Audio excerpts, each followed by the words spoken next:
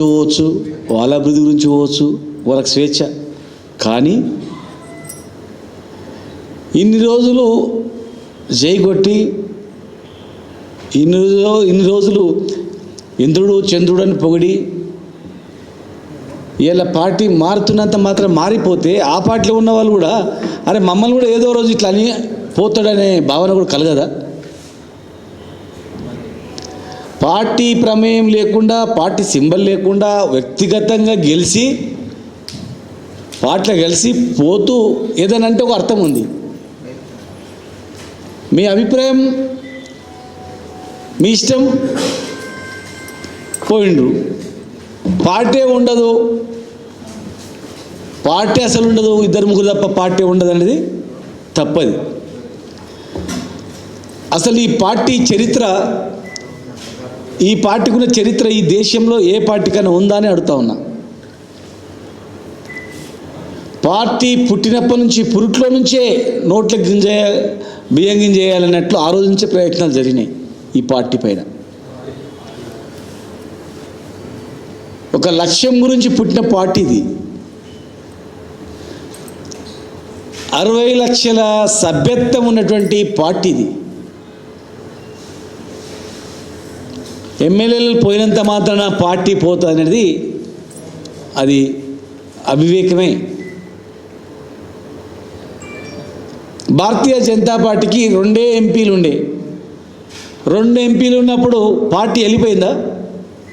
2 ఎంపీలు ఉన్న పార్టీ ఎగ్దం 300 ఎంపీలకు వచ్చింది. కాంగ్రెస్ పార్టీ కూడా పి జనార్దన్ రెడ్డి గారు సీఎల్పీ ఉన్నప్పుడు ఎంతమంది ఎంపీలు ఉంది, ఆ తర్వాత మొన్న కూడా ఉన్న కాంగ్రెస్ వాళ్ళు చాలామంది టీఆర్ఎస్లోకి వచ్చిన తర్వాత పార్టీ ఉండదు అని అంటే నడుస్తుందా? పార్టీ మళ్ళీ అధికారం రాలేదా? ప్రజలు నిర్ణయిస్తారు ఏ ప్రభుత్వం ఉండాలని. మనం ఇచ్చిన హామీలు చూస్తారు, అవి హామీలు నెరవేరిస్తే మళ్ళీ ఒకసారి అవకాశం ఇస్తారు తప్ప ప్రజల మీద బతాయి పార్టీలు తప్ప ఎవరు అంటే ఇది కాదు. అది 2 సార్లు మేము అధికారంలో ఉన్నాం, మేము ఇంకా ఎన్నో చేస్తామనుకున్నాం, మాకన్నా ఎక్కువ చేస్తామని నమ్మిండ్రు, ప్రజలు అధికారం ఇచ్చారు. అధికారంలోకి వచ్చిన పార్టీ హామీలు నెరవేర్చడం దృష్టి పెడితే బాగుంటుంది, మళ్ళీ అధికారంలో అవకాశం ఉంటుంది. ఈ ఎమ్మెల్యేలు వాళ్ళు వచ్చినంత మాత్రాన పార్టీలు ఉండవు. ప్రజలు ఉన్నంతకాలం పార్టీలు ఉంటాయి, ప్రజలో మన విశ్వాసం ఉన్నంతకాలం మనం ఉంటాం, అధికారం ఉంటుంది. మన విశ్వాసం కలిగిస్తే ఒకసారి మేము అధికారంలోకి వచ్చిన తర్వాత ఒకసారి విశ్వాసం కలిగించినాం, కానీ అంతకన్నా ఎక్కువ ఆశ చూపడానికి ఎవరైనా పోతారు కదా ప్రజలు. ఇప్పుడు ఏం చేస్తున్నారు ప్రజలు? ఆలోచన చేయండి. ఆ విశ్వాసం కొనసాగుతుందా? ఆ తర్వాత ఎలక్షన్లు మీరు బేరీజ్ చేసుకోండి, పార్లమెంట్ ఎలక్షన్లు బేరీజ్ చేసుకోండి. ఇంకా రేపు రాబోయే స్థానిక సంస్థల ఎలక్షన్స్ ఉన్నాయా, అది కూడా చూడండి. చూసిన తర్వాత మనం అధికారంలోకి వచ్చిన వెంటనే ప్రజలు ఏం ఆలోచన చేస్తున్నారు అని దృష్టి పెట్టండి. ఈ పార్టీ త్యాగాల పునాదుల మీద నిర్మించినటువంటి పార్టీ ఇది.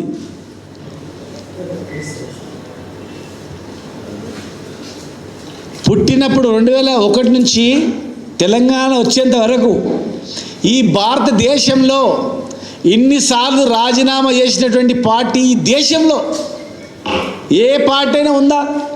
చూడండి, ఉంటే మీడియాకి చెప్పండి. ఈ భారతదేశంలో ఇన్నిసార్లు రాజీనామా చేసిన పార్టీ 2001లో పార్టీ పుట్టి 2004లో 16 మంది ఎమ్మెల్యేలని 4 ఎంపీలని పట్టుమని ఒక కాగితం ముక్క రాజీనామా చేసి బయటకు వచ్చినటువంటి పార్టీ. 2004 నుంచి మొదలుకుంటే 2013 వరకు ఎన్ని రాజీనామాలు చేసిండ్రో లెక్కేసుకోండి. ఎన్నిసార్లు రాజీనామా చేసిండ్రు ఎమ్మెల్యేలుగా, ఎన్నిసార్లు ఎంపీగా రాజీనామా చేసిండ్రు. కేంద్ర మంత్రి పదవికి కూడా రాజీనామా చేసి, రాష్ట్రంలో 4 మంత్రి పదవులకు కూడా రాజీనామా చేసి, ఒక సెంట్రల్ మినిస్టర్, 4 స్టేట్ మినిస్టర్స్, ఎమ్మెల్యేలు అన్ని రాజీనామా చేసి రాష్ట్రం గురించి నిలబడేటువంటి పార్టీది. ఇండియాలో ఎక్కడ చూపారు దేశంలో? ఇలా చాలామంది మాట్లాడతారు ఎంపీల మీ సీట్లు ఎన్ని వచ్చినాయని. గుర్తుపెట్టుకోండి, ఈ భారతదేశంలో 14 చాలా పార్టీలు, బీఎస్పీ నుంచి మొదలు చాలా పార్టీలు ఈ ఎలక్షన్ నడిచింది మోడీ అగెనెస్ట్ రెండే ప్రాతిపదిక, అటు ఎన్డీఏనా ఇటు ఇండియా కూటేమా రెండింటి ప్రాతిపదిక నడిచింది ఎలక్షన్ అనేది. అటున్నా గెలిచిండ్రు ఇటున్నా గెలిచిండ్రు. అంటే ప్రస్తుతం ఉన్నటువంటి పార్టీని నిలబెట్టడమా ఓడగొట్టడమా అనే రెండే ప్రాతిపదిక. మోడీ ప్రధానమంత్రిని దింపాలన్నా ఉండాలన్నా ఆ రెండే ప్రాతిపదిక. ఇక్కడ ఎవరు సపోర్ట్ చేస్తారు, ఇక్కడ ఎవరు సపోర్ట్ చేస్తారు, రెండే నడిచినాయి దేశంలో. ఆ మూలాన మాకు ఎంపీ సీట్లు రాలేదు. ఈ దేశంలో ఒక దగ్గర 4 వచ్చినాయి ఆంధ్రప్రదేశ్లో, ఇంకో దగ్గర 1 వచ్చింది. అవి ప్రజలలో వీళ్ళు గెలిచిన తర్వాత ఇటో సపోర్ట్ చేస్తారు అటో సపోర్ట్ చేస్తారనే ప్రజల అభిప్రాయం నుంచి వచ్చినాయి. గెలిచిన వాళ్ళు మోడీ కన్నా సపోర్ట్ చేస్తారు, లేకపోతే ఈ కూటమి కన్నా చేస్తారని. ఆ అపో ఉన్నందుకు దేశంలో 2 ప్రాంతాల్లో ఒక దగ్గర 4, ఒక దగ్గర 1 సీట్ వచ్చింది. 4 సార్లు ముఖ్యమంత్రిగా 4-5 సార్లు ముఖ్యమంత్రిగా ఉన్నటువంటి వ్యక్తి కూడా ఆ రాష్ట్రంలో ఆయన ఎటు లేనందుకు ఒక ఎంపీ సీట్ వచ్చింది. కొంచెం ఆలోచన చేయాలి, జ్ఞానం పెట్టి ఆలోచన చేస్తే అర్థమవుతుంది. అంతే తప్ప మా పార్టీకి బలం లేక కాదు. ఆ తర్వాత ఇమ్మీడియట్గా అంతకన్నా ముందే స్థానిక సంస్థల ఎమ్మెల్సీ ఎలక్షన్ అయింది. మరి మహబూబ్నగర్లో స్థానిక సంస్థల ఎలక్షన్ అయితే, ఎమ్మెల్సీ ఎలక్షన్ అయితే మరి మా టీఆర్ఎస్ పార్టీకి రాలేదా? మేము గెలవలేదా? మేము గెలిచినాం కదా. మరి తుడిచిపెట్టుకపోయింటే అంతమంది గెలిచినటువంటి అంత పెద్ద ఉమ్మడి జిల్లా 14 నియోజకవర్గాలు ఉన్నటువంటి జిల్లాలో మరి మేము గెలిచినాం కదా. మరి ఆ జిల్లాలో మీరు ఎంపీ ఓడిపోయినంత మాత్రం మీ పని అయిపోయిందని మేము అంటున్నామా? మీ పార్టీ పని అయిపోయింది అంటున్నామా? ప్రజలు నిర్ణయిస్తారు ఎలక్షన్స్లో ఎవరు ఏందనేది. మళ్ళీ ఎలక్షన్స్ వచ్చినప్పుడు వేచి చూస్తారు, ప్రభుత్వ పనితీరు వేచి చూస్తారు, నాయకుల పనితీరు వేచి చూస్తారు, హామీలు నెరవేర్చడాన్ని చేసిన చూస్తారు. ఒక్కటి కూడా వదిలిపెట్టారు ప్రజలు. నువ్వేమన్నావు ఎలక్షన్లో, ఏం చెప్పి ఎలక్షన్లో వచ్చినావు, అది నెరవేరుస్తావా చేయవా? నువ్వు అంతకన్నా ఎక్కువ వేసినా లెక్క పెట్టరు అవన్నీ కూడా. ఎందుకంటే మేము చేసినాం కదా, చెప్పని చేసిండు మా నాయకుడు కేసీఆర్ గారు. ఎన్నో అంశాలు ఎలక్షన్లో మేనిఫెస్టోలో లేనటువంటి చేసిన అక్కడో ఇక్కడో కొన్ని చేయకపోయినా మేము అంతకన్నా ఎక్కువ చేస్తామంటే నమ్మి మీకు ఓట్లు వేసిండ్రు. ఏ నమ్మకంతో మీకు ఓట్లు వేసిండ్రో ఆ నమ్మకాన్ని వమ్ము చేయకుండా దాని మీద దృష్టి పెడితే బాగుంటుంది. కానీ ఒక పార్టీ పోతుందని ఇక రాష్ట్రంలో కాంగ్రెస్ బీజేపీ 2 పార్టీలకు కూడా ఏంటంటే వీళ్ళుంటే మనకి ఎప్పటికైనా కష్టము, వీళ్ళు లేకపోతే మనమన్నా ఒకసారి ఉంటాం. కర్ణాటకలో ఏముంది, ఒకసారి కాంగ్రెస్ వస్తుంది, ఒకసారి బీజేపీ వస్తుంది, మళ్ళీ నెక్స్ట్ కాంగ్రెస్ వస్తుంది, మళ్ళీ నెక్స్ట్ బీజేపీ వస్తుంది. చూడండి ఇప్పుడు మొన్న పార్లమెంట్ ఎలక్షన్స్లో మనకి ఏమనిపించింది, కర్ణాటకలో కాంగ్రెస్కి అధికారంలో ఇచ్చిండ్రు, ఇమ్మీడియట్గా మళ్ళీ పార్లమెంట్ ఎలక్షన్స్ వచ్చినాయి. ఏం కనిపించింది పార్లమెంట్ ఎలక్షన్స్లో? వాళ్ళకి కనిపిస్తుంది నెక్స్ట్ మనమే వస్తాం ఇక బీజేపీ. ఇక్కడ ఏమైంది, తెలంగాణలో కేసీఆర్ టీఆర్ఎస్ పార్టీ ఉన్నంత వరకు మనకు ఉండదు. టీఆర్ఎస్ పార్టీని తుడిచేయాలి, బీఆర్ఎస్ని తుడిచేస్తేనే మనం బయటపడతాం. కనుక మన ఇద్దరం కలిసి ఫస్ట్ దీని పని పట్టాలి అనుకుంటున్నారు, కానీ అది అయ్యే పని కాదు. ఒక రాష్ట్రాన్ని తెచ్చిన పార్టీ 33-36 పార్టీల మెడలు వంచి కేంద్రంలో బిల్లు పెట్టి కేంద్రంలో మెప్పించి పార్టీ ఒక రాష్ట్రాన్ని సాధించినటువంటి పార్టీ, ఒక రాష్ట్రాన్ని సాధించిన పార్టీ, రాష్ట్రం గురించే పుట్టినటువంటి పార్టీ, రాష్ట్ర ఏర్పాటుకు అన్ని పదవులు వదిలిపెట్టి బయటకు వచ్చిన నాయకుడు, అందరినీ సమ్మడ వర్గాన్ని కలుపుకొని అందరూ కలిసి తెచ్చుకున్నటువంటి పార్టీది. ఈ పార్టీని ఎవరు తూర్చలేరు. ఈ పార్టీని, ఈ తెలంగాణ తెచ్చిన పార్టీని ప్రజలే కాపాడుకుంటారు, తెలంగాణ సమాజమే కాపాడుకుంటుంది, తెలంగాణ ప్రజానీకమే కాపాడుకుంటుంది, తెలంగాణ పౌరులే కాపాడుకుంటారు. తెలంగాణ మీద ఎవడైనా పెత్తనం చెలాయిస్తున్నాడు బయటంటే సహించడు. తెలంగాణ గడ్డ మీద ఎవరైనా ఆధిపత్యం చెలాయిస్తున్నారంటే సహించరు. తెలంగాణ అస్తిత్వం పోతుందంటే సహించరు. అరే తెలంగాణ వెనుకబడిపోతుందంటే సహించరు. ఇవాళ దేశంలో తెలంగాణ చుట్టుముట్టు ఉన్న రాష్ట్రాల కన్నా నెంబర్ 1 రాష్ట్రం, దేశంలో అనేక రాష్ట్రాల కన్నా నెంబర్ 1 రాష్ట్రం. జీడిపిలో ఎక్కడ ఎక్కువ ఉందంటే తెలంగాణలో అని చెప్పిన రాష్ట్రం. పరిశ్రమలు ఎక్కడ పెట్టాలంటే తెలంగాణకు పోదాం దారిలో ఉన్నటువంటి రాష్ట్రం ఇది. అభివృద్ధి అంటే తెలంగాణని ప్రపంచ దేశాలు హర్షించే స్థాయికి ఎదిగినటువంటి పార్టీ. అదే స్థాయిలో కొనసాగితే తెలంగాణ సమాజం సంతోషపడుతుంది. ఏ స్థాయిలో కింద చెర్ర దిగినా ఈ తెలంగాణ సమాజం సహించదు. ఎందుకంటే 70 సంవత్సరాలు దగపడ్డది, 70 సంవత్సరాలు నష్టపోయింది, 78 సంవత్సరాలు వెనుకకు పోయింది. గోస ప్రపంచంలోనే పేరుగాంచినటువంటి దేశం ఇది. ప్రపంచంలోనే స్వతంత్ర దేశంగా ఉన్నటువంటి ప్రాంతం ఇది తెలంగాణ. ఇది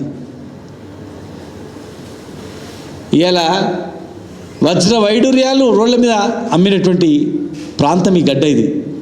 అక్కడ మిగిలిపోయిన బూట్ల దగ్గర పెట్టే ఒక డైమండ్ ఎలా 1000 కోట్ల విలువ చేస్తున్నది. కోహినూర్ డైమండ్ అది. అంటే సిరి సంపదలలో తూగినటువంటి ప్రాంతం. ఆంధ్రప్రదేశ్ ఏర్పడిన తర్వాత నెట్టే పడినటువంటిది. చూడని గోస చూసినాం, చావులు చూసినాం, రైతుల కష్టాలు చూసినాం, ఆత్మహత్యలు చూసినాం, నేతన్న కష్టాలు చూసినాం, ఎంతోమంది కష్టాలు చూసినాం. అది కొనసాగుతే సంతోషం. అంతకన్నా హామీలు నెరవేర్చి తెలంగాణ అగ్రగామి నిలబడితే సంతోషం. కానీ తెలంగాణ వెనుకబడుతుందంటే తెలంగాణ సమాజం ఊరుకోదు. తెలంగాణ వెనుకబడుతుందంటే తెలంగాణ గురించిన పార్టీ, పుట్టినటువంటి పార్టీ ఊరుకోదు. ఎమ్మెల్యేలు పోయేటోళ్ళు దయచేసి ఎమ్మెల్యేలు పోతున్నారు కదా, మీకు ఇష్టం లేకపోతే పోండి. కానీ కన్న తల్లి లాంటి పార్టీని, ఈ పార్టీ సింబల్ మీద గెలిచిన తర్వాత మీకు ఈ పార్టీని తిట్టాలని నోరేట్లు వస్తుందని అడుగుతాను నేను. మిమ్మల్ని ఎవరు ఆపట్లేదు కదా, అడగట్లేదు కదా. ప్రజలు నిర్ణయిస్తారు. ప్రజల తీర్పు అనేది చాలా ఫైనల్ అనమాట ఇది. కనుక పోయేటోళ్ళు పోండి కానీ పార్టీ ఉండదు అని శాపనార్థాలు పెడితే అది రివర్స్ అవుతుంది. అది పార్టీ పోతుందని శాపనాలు పెడితే అది రివర్స్ అవుతుంది. అది అన్నీ ఒడిదుడుకులు చూసినటువంటి పార్టీది, కష్టాలు చూసినటువంటి పార్టీ. పుట్టుకలోనే బియ్యం గింజ చేస్తానే, బియ్యం గింజ చేయబోతుంటే కాలుతో తన్ని అప్పటి నుంచి పుట్టుకతోనే బయటపడుకుంటూ వచ్చినటువంటి పార్టీ ఇది. రాజీనామాలు కొత్త కాదు. ఎవరు ఎమ్మెల్యే అన్నీ వదిలిపెట్టి మళ్ళా అస్త్ర సన్యాసం చేసి ఎలక్షన్లు పోయి గెలుచుకుంటూ వచ్చి తెలంగాణ సమాజాన్ని మొప్పించినట్టు పార్టీ అది. ఓడిపోయినంత మాత్రాన ప్రజలలో ఏదో అయిపోయింది అనేది తప్పది. ప్రజలు కంటిన్యూ అధికారం ఎవరికి ఇవ్వరు. కంటిన్యూ 10 ఏళ్ళు మన 10 సార్లు 20 సార్లు దేశంలో ఎక్కడ లేదు హిస్టరీలో 10 సార్లు ముఖ్యమంత్రులు లేకపోతే కంటిన్యూగా అనేది. ప్రజలకు బోర్ కొడుతుంది. ప్రజలు కొత్తదనాన్ని చూద్దాం అనుకుంటుంది, కొత్త రకాన్ని ఆశిస్తుంది, ఇంకా ఏదో జరుగుతుండొచ్చని ఊహిస్తుంది. ఒకసారి అవకాశం ఇస్తుంది. ఆ అవకాశాన్ని ఉపయోగించుకోకపోతే మళ్ళా చాలా సమయం వెయిట్ చేయాల్సి వస్తుంది ఎవరే కానీ. ఇక మేము చేసినామా లేదా అనేది దేశంలో ఎక్కడైనా అడగండి, ఏ అంశం మీదైనా కానీ. రైతులు బాగుపడరా లేదా, వ్యవసాయం జరిగిందా లేదా లెక్కలు ఉంటాయి కదా. 2014 కన్నా ముందు ఎంత వ్యవసాయం సాగైంది, ఇప్పుడు ఎంత వ్యవసాయం సాగైంది. అప్పుడు కరెంటు ఎన్ని గంటలు ఉండే, ఇప్పుడు ఎన్ని గంటలు ఉంది. కరెంటు ఉత్పత్తి ఎంత, ఇప్పుడు ఎంత. కరెంటు వినియోగం అప్పుడెంత, ఇప్పుడెంత. ఇండస్ట్రీస్ అప్పుడెన్ని ఉన్నాయి, ఇప్పుడెన్ని ఉన్నాయి. ఇండస్ట్రీస్ అప్పుడు ఎన్ని గంటలు పనిచేస్తుండే, ఇప్పుడు ఎన్ని గంటలు పనిచేస్తున్నాయి. ఇండస్ట్రీస్ వాటర్ కొనుక్కొచ్చుకుంటుండ్రి, ఫ్రీ వాటర్ వచ్చిందా లేదా. 2014 కన్నా ముందు ఎంప్లాయ్మెంట్ ఎన్ని ఉద్యోగాలు వచ్చినాయి, ఆ తర్వాత ఎన్ని ఉద్యోగాలు ఉన్నాయి.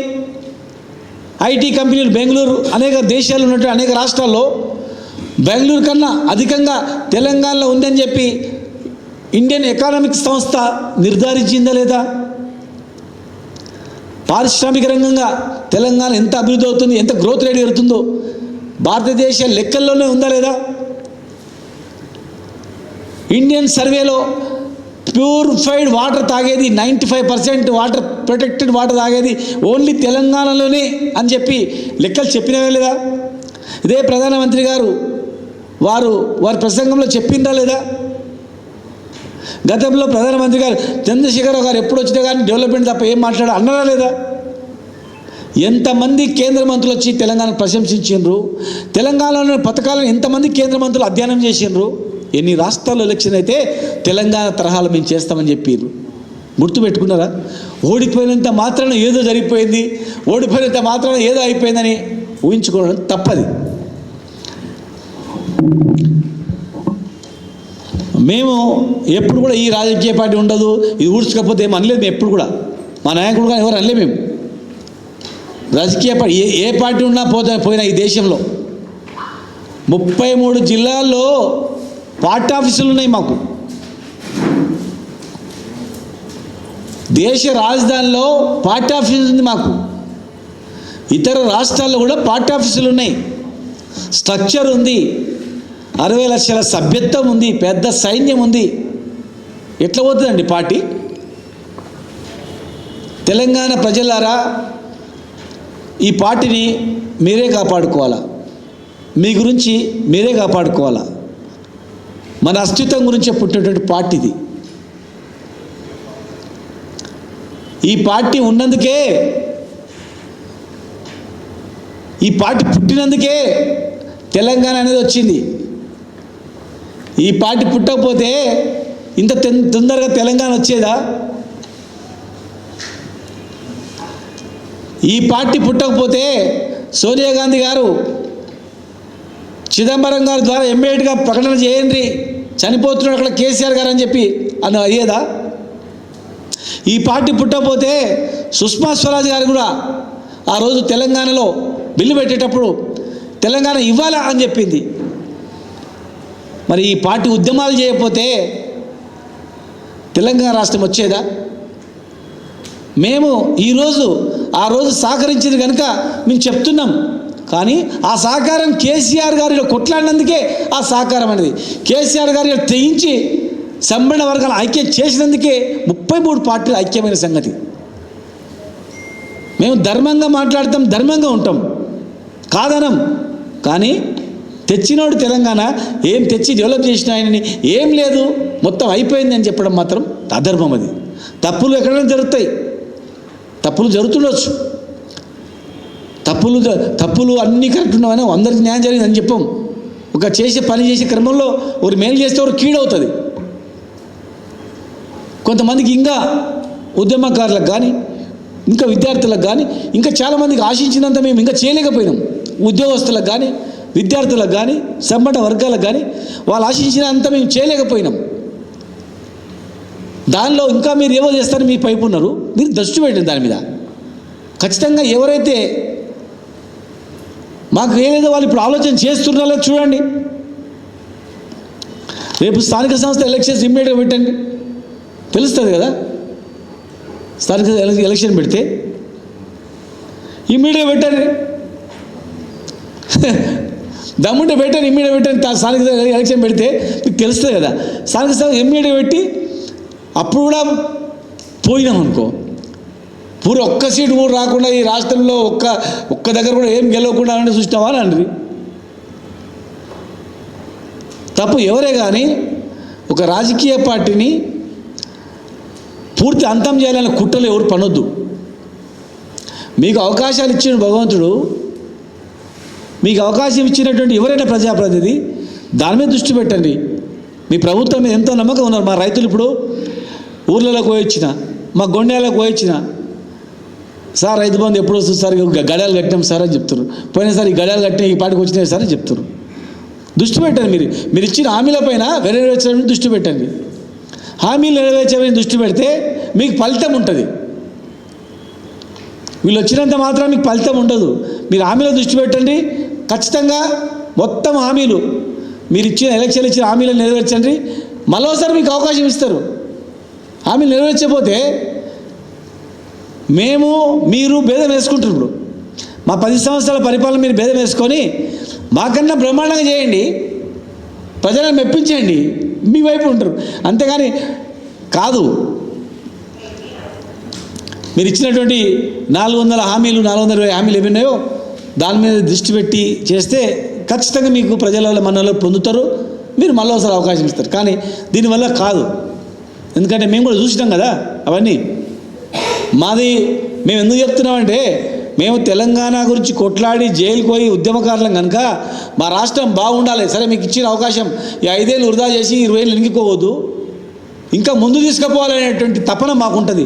మాకు రాజకీయాల కన్నా ఇంపార్టెంట్ ఏంటంటే తెలంగాణ ఇంపార్టెంట్, అభివృద్ధి ఇంపార్టెంట్, తెలంగాణ అస్తిత్వం ఇంపార్టెంట్. మాకు తెలంగాణ రాజకీయ పార్టీ కన్నా తెలంగాణ అస్తిత్వం, తెలంగాణ ప్రయోజనాలు, తెలంగాణ అభివృద్ధి అనేది మాకు ఇంపార్టెంట్. మీరు తెలంగాణ అస్తిత్వాన్ని కాపాడుకుంటూ, ప్రయోజనాలను కాపాడుకుంటూ, తెలంగాణ ఆధిపత్యాన్ని ఎక్కడ బయటకు కొనియకుండా మీ చేతిలో పెట్టుకొని అంచెలంచెలుగా మాకన్నా ఎక్కువ మీరు డెవలప్ చేస్తే మేమే మీకు సెలెక్ట్ కొడతాం, బ్రహ్మాండంగా చేయండి అని చెప్తాం. రాజకీయ గురించి పుట్టిన పార్టీ కాదు ఇది, రాష్ట్రం గురించి పుట్టిన పార్టీ. రాష్ట్ర అభివృద్ధి గురించి తెచ్చుకున్నాం తెలంగాణ. ఆ రోజు కేసీఆర్ ఎవరికైనా ఇద్దామంటే ఎవరైనా ఆగం చేస్తే కష్టం, మంచి చేద్దామని చెప్పి పెట్టుకొని దాన్ని దగ్గర చేసినటువంటి పార్టీ. కనుక తెలంగాణ సమాజమే కాపాడుకుంటుంది, తెలంగాణ ప్రజలే దీన్ని కాపాడుకుంటారు. తెలంగాణ ప్రజలు కూడా అన్నీ గమనిస్తున్నారు, చూస్తున్నారు, పోయే వాళ్ళు మాటల తీరు గమనిస్తున్నారు. తెలంగాణ టీఆర్ఎస్ పార్టీ ఏం చేస్తుందో చూస్తున్నారు, 14 ఏళ్ళు ఏం చేసిందో కూడా గమనిస్తున్నారు. ప్రతి ఒక్క వర్గం కూడా ఇప్పుడు ఏమవుతుందో గమనిస్తున్నారు, రేపు ఏమవుతుందో కూడా ఊహించుకుంటున్నారు. కనుక మాకు విశ్వాసం ఉంది, ఈ పార్టీ మళ్ళీ మేము ఖచ్చితంగా మళ్ళీ అధికారంలోకి వస్తాం, 100% మళ్ళీ ప్రజల మనల్ని పొందుతాం. ఇప్పుడు ఏదైనా తప్పులు చేస్తే మా దృష్టికి వచ్చిన తప్పులను మళ్ళీ సరిదిద్దుకుంటాం. తప్పులు సరిదిద్దుకొని తప్పులు చేయకుండా అందరి మనల్ని పొందేటట్టు మేము ముందుకు తీసుకెళ్తాం. మేమేమో దేవుళ్ళం కాదు, మొత్తం అన్నీ కరెక్ట్ చేసినాం చెప్పడానికి లేదు. పెద్ద వ్యవస్థలు జరిగి ఉండొచ్చు, అధికారం పోయిన తర్వాతనే కదా మన తప్పులు తెలిసేది. ఉన్నప్పుడు నాకు తెలియదు కదా ఎవరికే, కానీ ఎవరు మనోళ్ళు ఎవరు మన కూడా తెలిసేది ఇప్పుడే, మనం ఏం తప్పు చేసినా కూడా తెలిసేది ఇప్పుడే. కనుక ఈ పార్టీ అనేక సందర్భాల్లో ప్రజల అభిప్రాయాన్ని గమనించి 2 మెట్లు దిగి సవరించుకొని అనేక సంస్కరణలు కూడా తీసుకొచ్చినటువంటి పార్టీ. చాలా సందర్భాల్లో కూడా పూర్తిగా మేము చేసింది ఒకటి అనుకోలేదు, చాలా సందర్భాలు వ్యతిరేకిస్తున్నారంటే దిగినాం. కనుక ఇప్పుడు ఎంతో పెద్ద మనసుతో దళితులు, వెనుకబడిన వర్గాలు, రైతులు బాగుపడాలని చెప్పి ఆలోచన చేసింది. ఆ క్రమంలో దాన్ని అర్థం చేసుకోలేకపోయారు, అందుకోలేకపోయారు. మా తప్పులు కూడా ఏదో తెలిసినాయి. కనుక భవిష్యత్తులో మేము ఎవరికి నష్టం చేయకుండా మేము చేసిన తప్పు సరిదిద్దుకుంటూ అందరిని కలుపుకొని తెలంగాణ రాష్ట్రం తెచ్చిన వాళ్ళని కూడా కలుపుకొని మిగిలిపోయిన వాళ్ళని కూడా కలుపుకొని రాష్ట్రాన్ని మళ్ళా దేశంలో నెంబర్ 1 స్థాయికి నిలిచేటట్లు గ్యారెంటీ చేస్తాం. మంచి సంపద, తెలివితేటలు ఉన్నటువంటి అన్ని వర్గాలు ఉన్నటువంటి పార్టీది. ఈ పార్టీ పోతుంది, పోతుంది, అయిపోయింది, ఎవడు ఉండడు, 2 ముగ్గురు ఉంటారు అనేది తప్పది, అది చాలా తప్పది. అటువంటి అభిప్రాయం ఉంటే దయచేసి పక్కకు పెట్టండి, మీ మీద దృష్టి పెట్టండి. లేదు అని ఎవరైనా ఒక ఎమ్మెల్యే వచ్చి ఛాలెంజ్ చేస్తారనుకో, ఒక ఎమ్మెల్యే వచ్చి లేదు నేనే గెలిచినా భయ్, నా సొంతం మీద గెలిచిన, పార్టీ లేదు, మీది ఏం లేదు అంటారు అనుకోండి. సరే బా, నువ్వు ఒక్కడో రాజీనామా చేసి గెలువు. మరి ఎవరైతే ఛాలెంజ్ చేస్తారో గెలువు. అప్పుడు నువ్వేం చెప్తే తిడితే కూడా పడతావు, నువ్వు తిట్టినా పడతావు. సరే మంచిది భయ్, మా మాటలని కాదు, నువ్వు చెప్పింది తప్పు, నేనే గెలిచి నేను బయటకు పోయినా నేనే గెలిచిన అన్ను ఎవరైనా ఛాలెంజ్ చేస్తే మరి రాజీనామా చేసి నువ్వు గెలువు. సొంతంగా గెలుస్తావా, మళ్ళీ ఆ పార్టీ బీఫామ్ తీస్తే గెలిచినాక చూసినావా నా ఇమేజ్ మీద గెలిచినా అని చెప్పు, దాన్ని ఒప్పుకుంటు. కానీ ఉట్టిగా ఇంత ఉద్యమ పార్టీని మాట్లాడొద్దు, అవమానపరచొద్దు, అది మంచిది కాదు. తెలంగాణ సమాజమే దీన్ని కాపాడుకుంటుంది గ్యారెంటీ అని మాకు విశ్వాసం ఉందని చెప్పి విశ్వసిస్తున్నాం. మాకు ఆ నమ్మకం ఉంది, ఖచ్చితంగా మాకు ఆ విశ్వాసం ఉంది. జనంలో తిరగటం కనుక మాకు ఆ విశ్వాసం ఉంది, ఖచ్చితంగా మేము కాపాడుకుంటాం.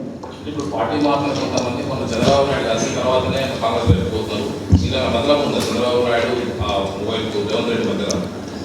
అది ఏముందో భగవంతుని తెలుసు భయ్. మీకు అనుమానం వస్తుంది, మీకే అనుమానం వస్తుందంటే మీకే అనుమానం వస్తుంది అన్నప్పుడు మరి ఎంతమందికి ఎన్ని అనుమానాలు రావచ్చు చెప్పు. మరి ఆ అనుమానాలు కరెక్టా కాదనేది ఫ్యూచర్లో తెలుస్తుంది. మేమేం చెప్పాలి, మేము ఉట్టి వాళ్ళకి ఏదంటే నింద వేయట్లేదు. మేము వాళ్ళ మీద ఎవరి మీద నింద వేయట్లేదు. మీకు అనుమానం వస్తుందంటే మీరే పరిశీలించండి. రాజగోపాల్ రెడ్డి మాట్లాడుతూ కేసీఆర్ నీళ్లు పంపడమే మా లక్ష్యం అని మాట్లాడాడు.